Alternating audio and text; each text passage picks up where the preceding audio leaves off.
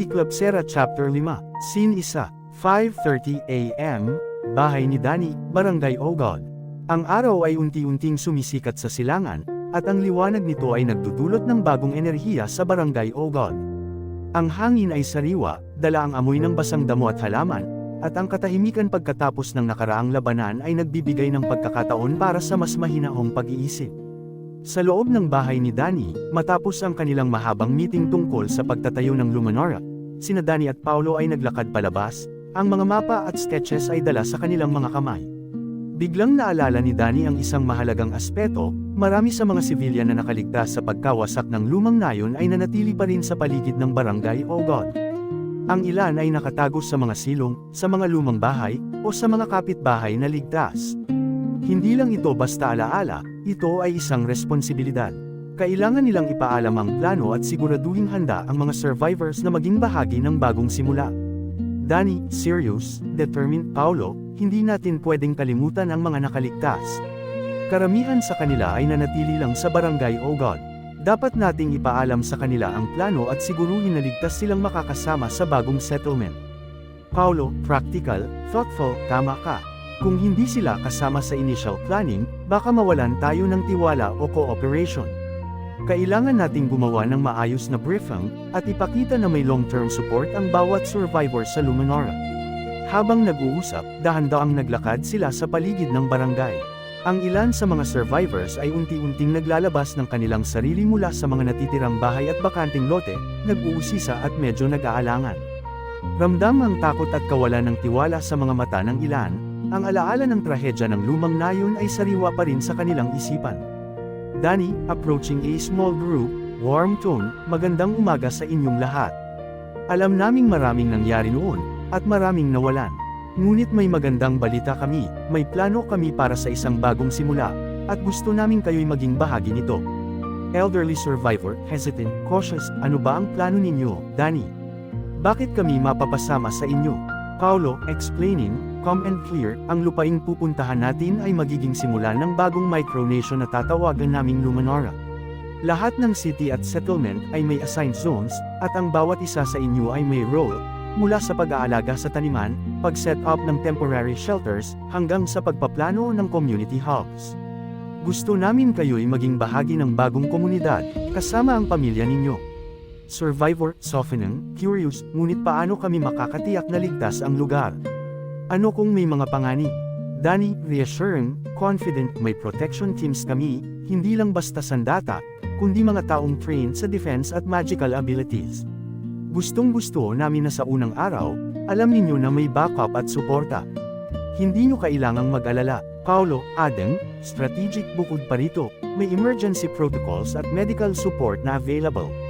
Lahat ng resources, mula sa food supplies hanggang sa healing potions, ay handa na sa arrival nyo. Habang nagpapaliwanag sina Danny at Paolo, ramdam ang unti-unting pagbabago sa mood ng mga survivors. Ang kaba at pag-aalinlangan ay unti-unting napapalitan ng interes at pag-asa. Ang mga anak, kabataan, at matatanda ay nakikinig ng maayos, at may ilan na nag-uusap sa isa't isa, nagbabalak kung paano sila magiging bahagi ng bagong Luminara. Sa background, nakikita ang grupo ng mga residente na nakatingin sa bahay ni Danny, na may halong excitement at pag-aalala.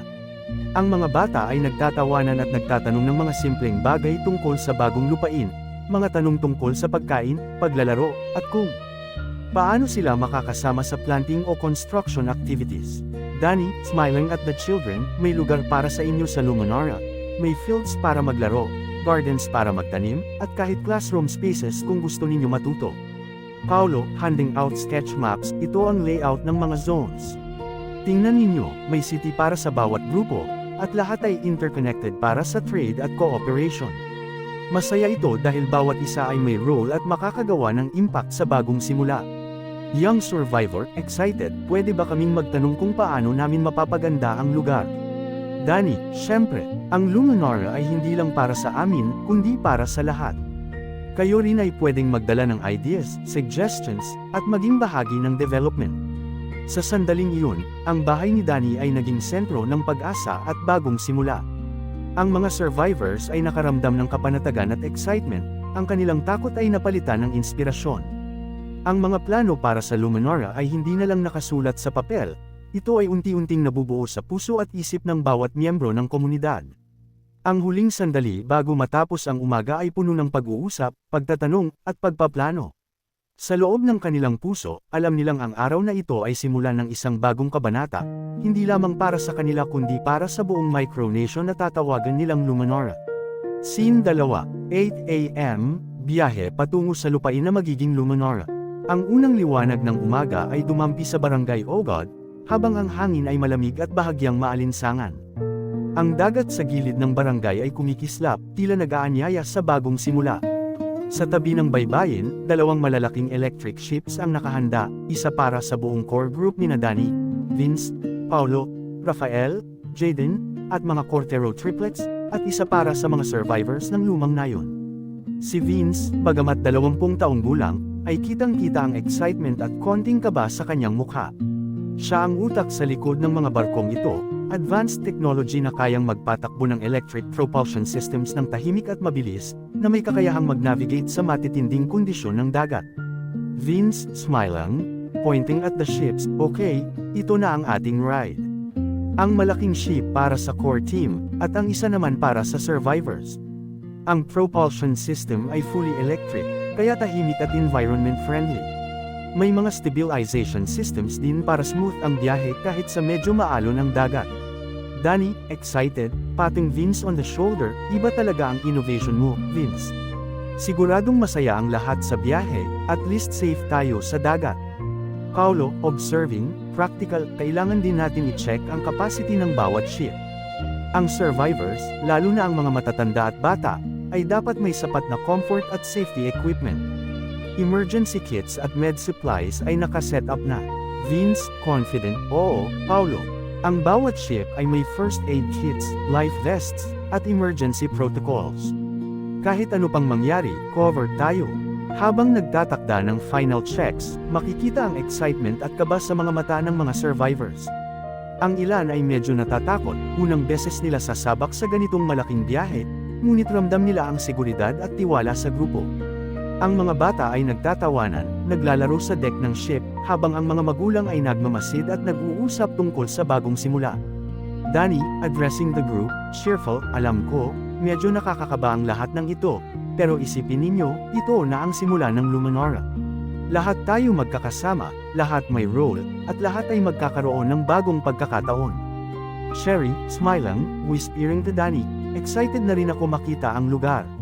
Sana maging maayos lahat, at ligtas tayo sa biyahe. Danny, softly, holding her hand briefly, oo, Cherry.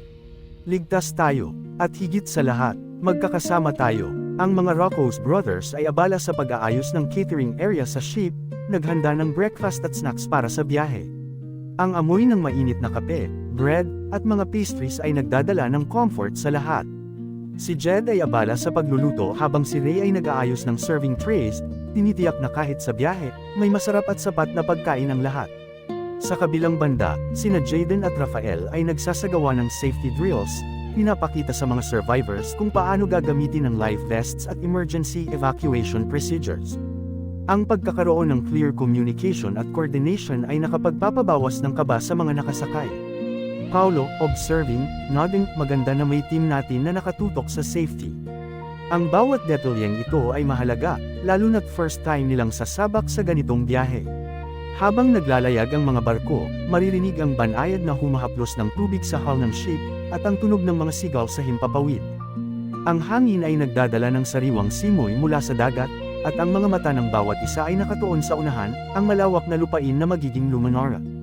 Ang eksenang ito ay hindi lamang tungkol sa biyahe sa dagat, kundi sa simula ng bagong kabanata para sa bawat isa. Rafael, to Jaden, quietly, ang saya makita silang lahat na excited, pero ramdam ko rin ang pressure. Ang bagong simula, hindi lang basta lugar, ito ay responsibilidad. Jaden, grinning, relaxed, tama ka, pero kung may grupo tayong ganito, lahat ay magiging maayos. Basta't may teamwork at tiwala sa isa't isa, kaya natin ito. Rapina Cortero, looking at the horizon, soft tone, ang lugar na iyon, parang tinatawag tayo. Parang alam natin na may magandang simula na naghihintay. Vince, checking instruments, excited, at least sa tech side, smooth ang lahat. Kaya natin kontrolin ang direction at speed, kaya walang magiging hassle sa biyahe. Habang lumalayo ang barko mula sa pampang, ang Barangay Ogod ay nagiging maliit sa likuran, at ang mga mata ng bawat isa ay nakatuon sa malawak na horizon. Ang dagat ay tila nagbibigay ng pangako ng bagong simula, at ang bawat isa, mula sa core group hanggang sa survivors, ay nararamdaman ng excitement, kaba, at pag-asa. Ang biyahe patungo sa lupain ng Luminara ay hindi lamang pisikal na paglalakbay, ito rin ay simbolo ng panibagong simula, ng pagtitiwala sa isa't isa, at ng pangako na buuin ang isang micronation na may pagkakaisa, lakas, at pag-asa para sa lahat. Scene 3, 3 p.m, pagdating sa lupain. Ang araw ay nasa kalagitnaan na ng kanyang liwanag nang makita ng buong grupo ang malawak na lupain na magiging Luminara. Ang damuhan ay malinis at maayos, na may halong natural na kagubatan sa gilid at mababang bundok sa malayo. Ang hangin ay sariwa at puno ng aroma ng lupa at dagat, na tila ba nag-aanyaya sa bawat isa na magsimula ng bagong kabanata. Sa paglapit ng dalawang electric ships, maririnig ang banayad na humahaplos ng hangin sa mga sails at hull ng barko, at ang tunog ng alon na tumatama sa baybayin. Sa sandaling lumapag ang barko, sinalubong ang grupo ng mga taong tinulungan noon ni Danny, mga dating palaboy sa Barangay Ogod, ngunit ngayon ay may maayos na tirahan at kaayusan. Danny, soft smile, emotional tone, hindi ko inakala na makikita ko kayong lahat na maayos na ang buhay, salamat sa pagtitiyaga at pagtulong sa isa't isa. Sherry, smiling, observing the survivors, tila ba nagbago talaga ang lahat. Ang lugar na ito ay may potensyal na maging tahanan, hindi lang sa atin, kundi sa lahat na nagmamalasakit. Habang naglalakad ang grupo sa damuhan, kitang-kita ang kaayusan at kalinisan ng lugar. Ang mga survivors ay abala sa pag-aayos ng mga temporary shelters, paglilinis ng paligid, at pag-aalaga sa mga halaman. Ang ilang bata ay naglalaro sa malapit na sapa, habang ang mga matatanda ay nagtutulungan sa paghahanda ng pagkain at pag-set up ng mga storage area para sa supplies. Si Paulo ay mabilis na napansin ang layout ng lupain, ini-examine ang potential zones para sa Central City, Marketplace, at natural sites, habang si Rafael ay tumitingin sa mga posibleng defense points at vantage areas. Paulo, analyzing, pointing at terrain, kung ilalagay natin dito ang Central City, magiging accessible ito sa lahat ng ibang city zones. Ang sapal na ito ay pwede rin sa irrigation at water source. Rafael, nodding, scanning the horizon, magandang lugar rin para sa defensive positions. Ang bundok sa likod ay maaaring maging observation point at strategic lookout.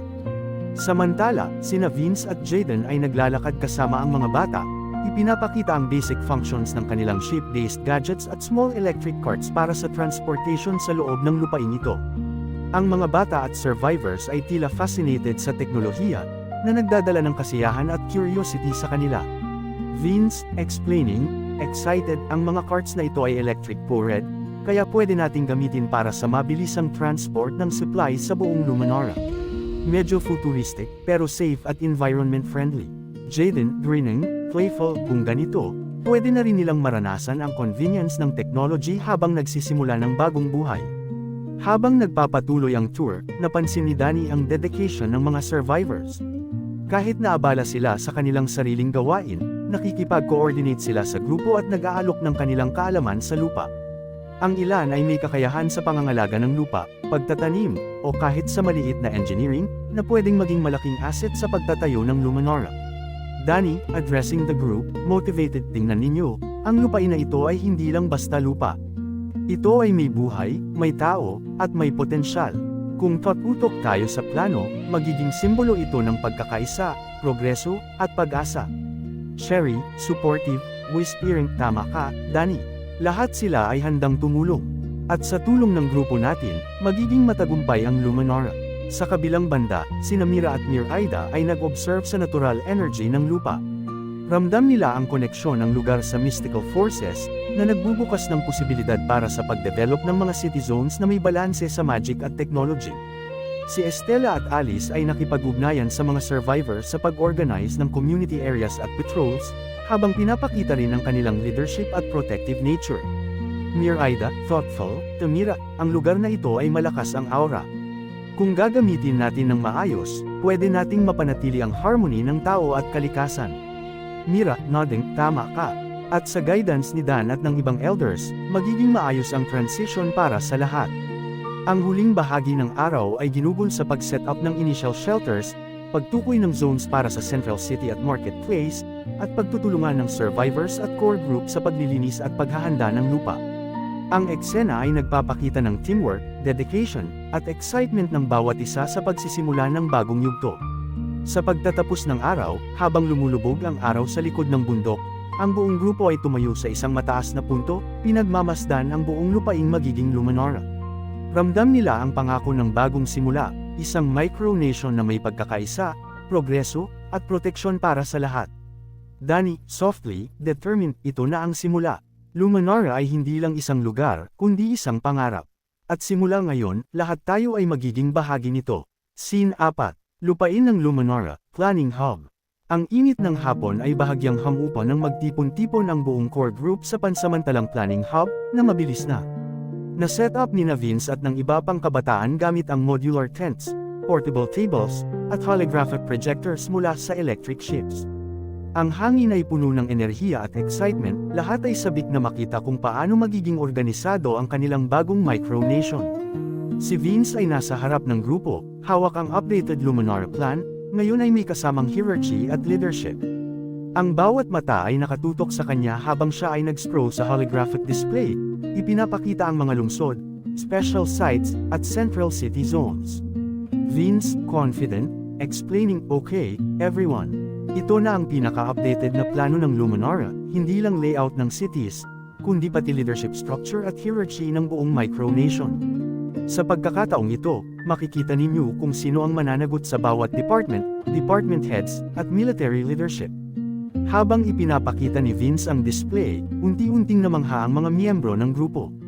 Ang mga pangalan, posisyon, at responsibilities ay malinaw na naka-highlight, isang sistema na hindi inaasahan ng karamihan, maliban kina Danny at Vince. Danny, quietly, satisfied, tama ang timing, ready na sila sa next step. Rafael, whistling, impressed, grabe, Vince, parang totoo na talaga itong Luminara. Ang detalyado ng planning. Ang hierarchy ay nagpapakita ng President at Vice President, na sina Gustavo Ibarra Villanueva at Crystal Villarma Villanueva, kasunod ng National Advisors at iba't ibang departments. Lahat ay may malinaw na role, mula sa medical, technical, at armed forces, hanggang sa culinary at finance divisions. Kahit ang sanctuary troops at iba pang special forces units ay may designated leaders, pati ang mga barracks at dark barracks troops. Mira, leaning forward, whispering to Miraida, hindi ko inakala, ganito na pala kalaki at kahalaga ang magiging responsibility natin dito. Miraida, nodding, focused, pero nakaka-excite rin. Kung tama ang pagkaka-assign, mabilis nating maitatag ang structure at stability.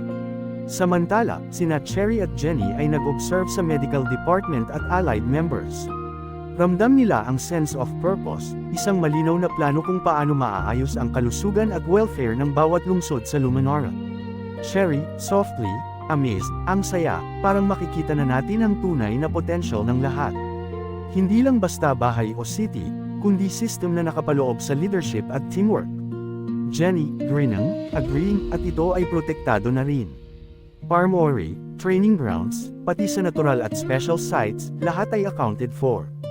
Hindi nagtagal, si Gustavo mismo ang lumapit, pinagmamasdan ng hierarchy. Ang kanyang mata ay kumikislap sa pagka-proud habang nakikita ang coordination ng bawat department at liderato. Gustavo, firm, addressing everyone, nakikita ko ang potential dito. Luminara ay hindi lang micronation, ito ay magiging simbolo ng pagkakaisa at responsibilidad.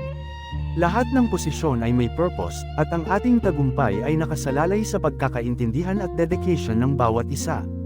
Ang mga kabataan, lalo na sina Vince at Jaden, ay patuloy na nag-demonstrate ng teknolohikal na aspeto, holographic maps, real-time simulations, at transport network ng Luminara. Ang bawat miyembro ay may pagkakataon na tanungin at ipaliwanag ang kanilang assigned responsibilities. Jaden, pointing at map, excited, tingnan niyo itong transport lines. Perfect para sa trade at communication sa bawat city. At pwede rin natin ay monitor ang defense points. Lucy Cortero, focused, nodding, at ang placement ng natural sites at special rivers. Balance ang energy ng lugar, kaya magiging stable ang environment at mystical powers. Sa kabilang dako, ang armed forces leaders, kasama sina Danny, Jefferson, Paulo, at Rafael, ay nakipag-discuss sa training grounds, barracks assignments, at defense strategy. Ramdam nila ang responsibility at pride sa pagkaka-assign. Alam nilang ang Luminara ay kailangan nilang protektahan at palakasin. Paulo, strategic, calculating kung maayos ang positioning ng troops at defenses, pwede nating maiwasan ang anumang external threat at maprotektahan ang bawat city efficiently. Danny, focused, determined, tama. At hindi lang defense, kundi pati sa rehabilitation at growth ng communities.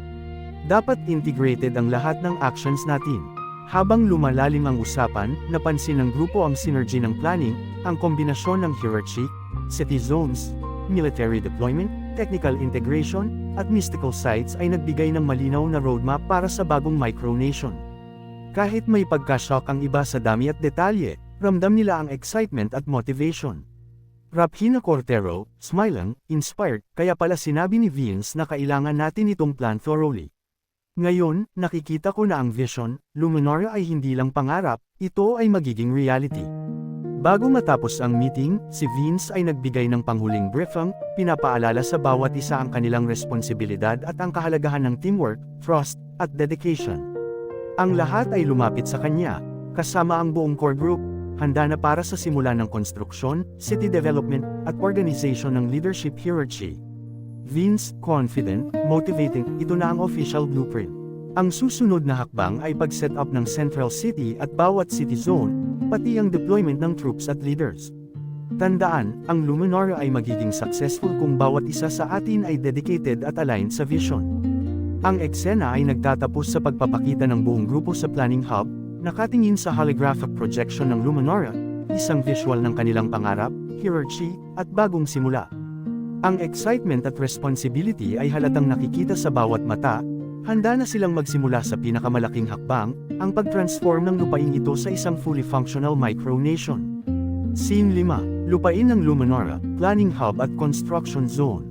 Ang hapon ay unti-unting bumabalot sa lupain ng Luminara, ngunit sa Planning Hub, ang enerhiya ay mas matindi kaysa sa sikat ng araw. Sa loob ng malaking tent, nakatayo ang buong core group, sina Danny, Vince, Paulo, Rafael, Jaden, Lucy, Shiara, at iba pa, habang pinag-uusapan ang layout at construction strategy ng micronation. Ang holographic maps ay nakaproject sa gitna ng mesa, malinaw na nakalarawan ang bawat lungsod, trade routes, at special sites, pati ang mga military at defensive structures. Vince, pointing at map, explaining, so, ito ang master layout ng Luminara. Nakalagay dito ang central city sa gitna, surrounded ng 8 major cities. Ang bawat city ay may specific function, solviera para sa bangkilan, Barbolith sa dibinong mangkukulam, at iba pa.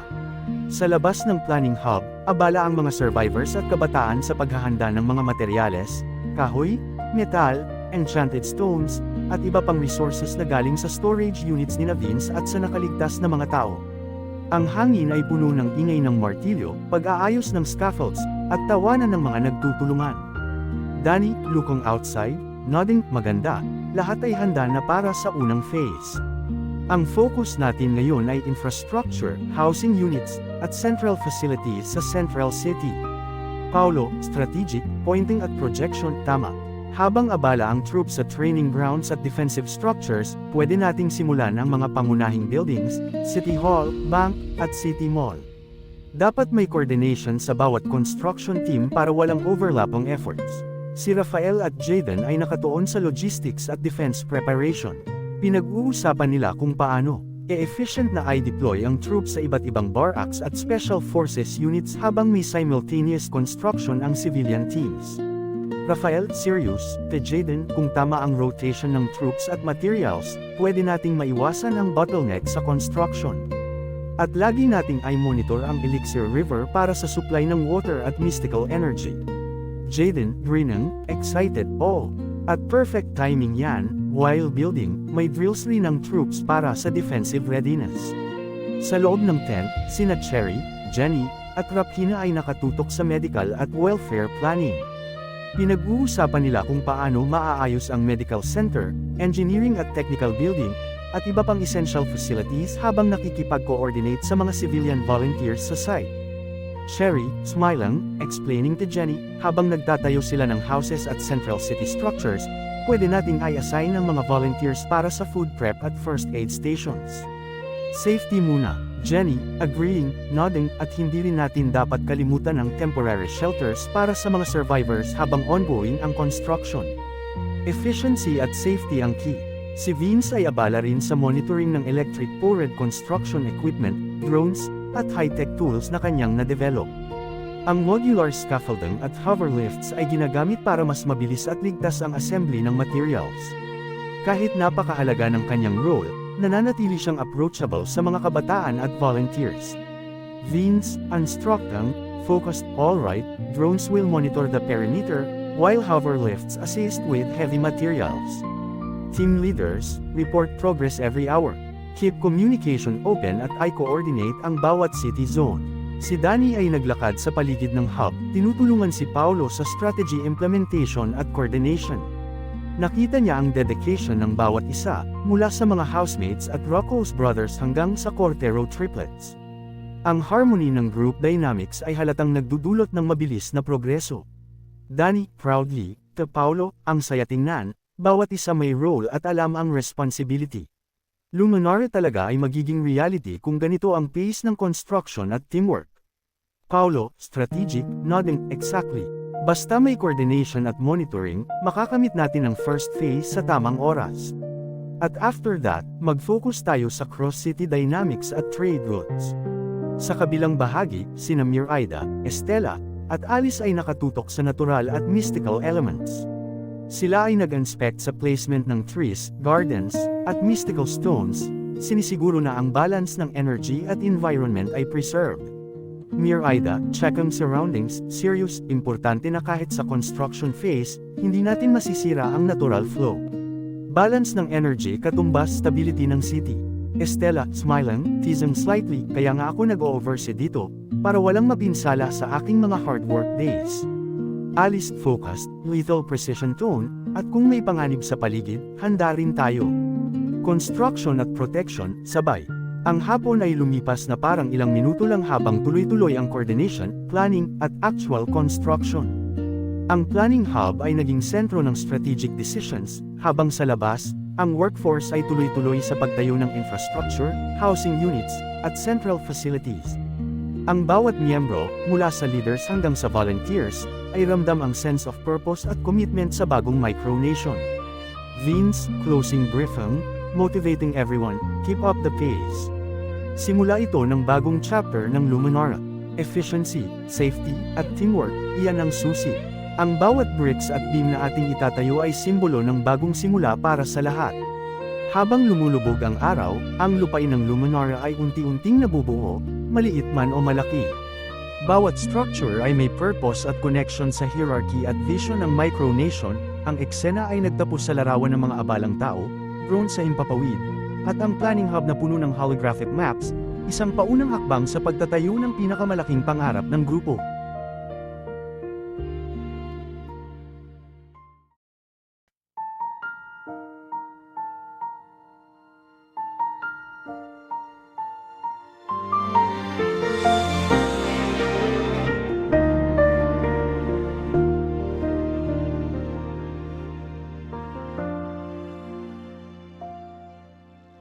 At the end of the day, we walk together, hand in hand, even when the night is quiet.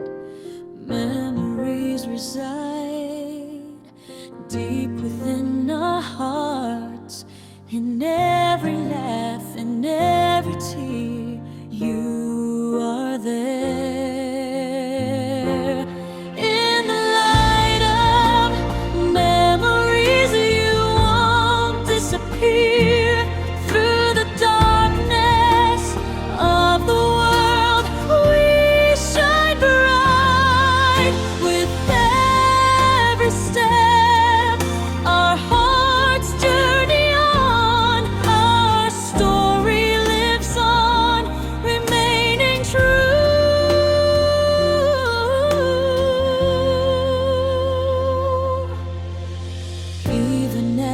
Time flies, the